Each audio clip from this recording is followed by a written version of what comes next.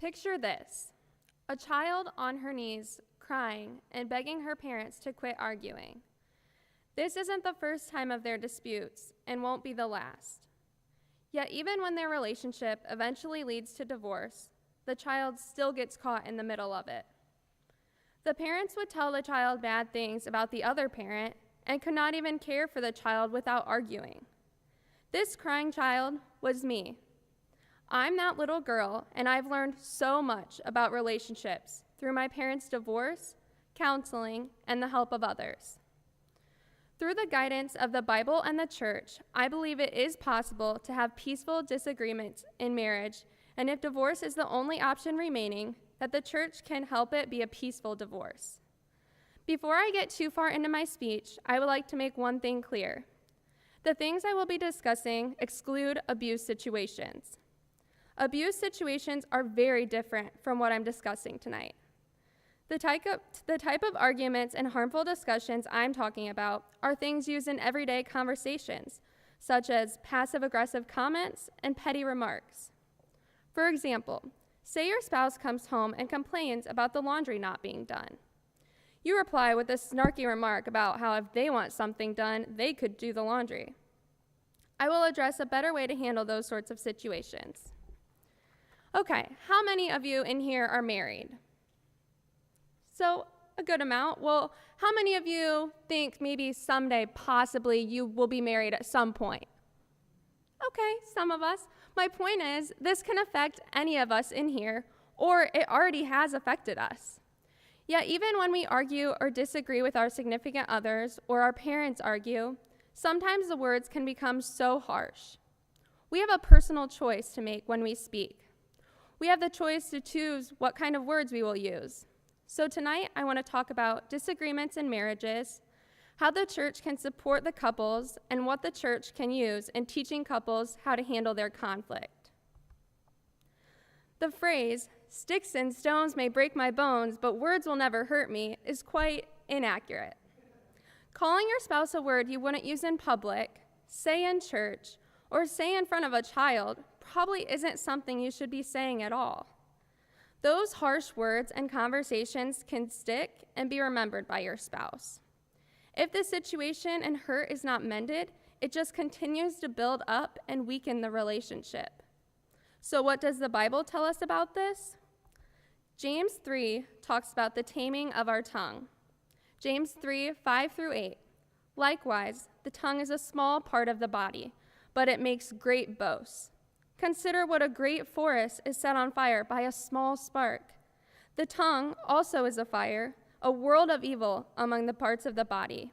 It corrupts the whole body, sets the whole course of one's life on fire, and is itself set on fire by hell. All kinds of animals, birds, reptiles, and sea creatures are being tamed and have been tamed by mankind, but no human being can tame the tongue. It is a restless evil, full of deadly poison. You see, we can disagree and have differences with our spouses, but we must be cautious of what we say because the words that roll off of our tongue. Sometimes we need help with what we should be saying and doing in our marriages.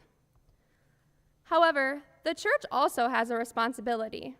That responsibility is to be a resource to couples, especially with the divorce rates where they are. According to the Center for Disease Control and Prevention, the marriage rate is 6.9 per 1,000 population, while the divorce rate is 3.2 per 1,000 population. This means our divorce rate is 46%. According to Bible scholar David Idson Brewer, Jesus says Christians should do everything they can to save their marriage, including forgiving their spouse if they break vows and repent.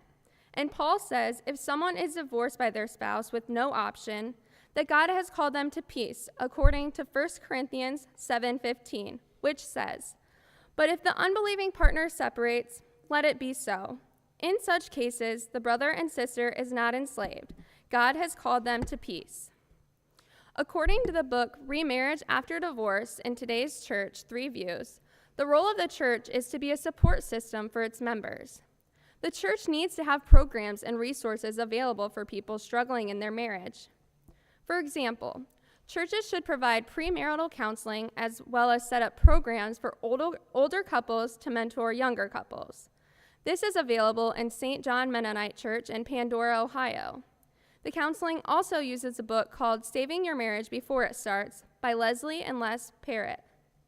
Church sermons should also talk about healthy relationships, and they should be mentioned from time to time, discussing what the Bible tells us about marriage and roles in marriage. The church should have seminars and have connections with retreats for couples to attend. A popular retreat center attended by people in this area, including myself, is Miracle Camp and Retreat Center in Lawton, Michigan.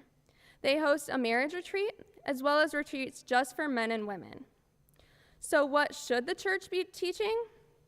In Nate Regeer's book, Conflict Without Casualties, he talks about compassionate conflict and the formula for it. This can help us know how to address conflict in our relationships and how to help others, whether through personal advice or formal church programs. His approach is to emphasize being open, resourceful, and persistent. Start by being open about your feelings in the situation. This is where you can talk about how you are feeling compared to how you would like to be feeling. Next is resourceful, where you share resources that can help you get to where you want to be feeling. Persistent. This is where boundaries are mentioned as well as commitments. Some questions Regeer offers in this step include, what's at stake? What are you willing or unwilling to do? What is this situation really about for you? Lastly, finish again with being open. This is where you think again about your feelings and check in on the other person's perspective, feelings, or desires. Regeer suggests this works so well because it follows the rules of the compassion cycle. I quote, "By starting at open, it promotes an environment of safety where real feelings and motives can be revealed." End quote. Let's go back to the example I mentioned about discussing the laundry between the couple. Based on Regeer's chapter about drama, there are 3 parts to the drama triangle, which are the persecutor, the rescuer, and the victim. In this case, we are looking just at 2 people, but the drama triangle can still be applied. Essentially, each part is feeding off of each other. The persecutor is the one who is criticizing and making accusations. The victim is the one who tries to avoid conflict and will take the blame for something, even if they didn't do it. And the rescuer is trying to offer advice and meddle into the situation in attempts to help. So with a married couple disputing about laundry, the 2 balance the roles of both victim and persecutor. The one spouse starts as the persecutor, and the other spouse is the victim, but then turns into the persecutor, and then the cycle continues as they feed off of each other. This does not have to happen. The compassion cycle is so much healthier and so much more fulfilling. The church needs to teach this knowledge. Peaceful marriages matter. Showing your commitment to having peace within your marriage ultimately spreads the light of Christ and his love. Churches can and should put more emphasis on marriages and how to get through the tough parts of it peacefully. The world is only going to grow more hateful and sinful. Having peaceful marriages matters. Choose your words wisely. Seek forgiveness when you mess up. Be open with your spouse about your feelings. Be peaceful in your disagreements and conversations. Lastly, I'll leave you with this. 1 Corinthians 13, 4-7. Love is patient, love is kind. It does not envy, it does not boast, it is not proud. It does not dishonor others, it is not self-seeking, it is not easily angered, it keeps no records of wrong. Love does not delight in evil, but rejoices with truth. It always protects, always trusts, always hopes, always perseveres. Thank you.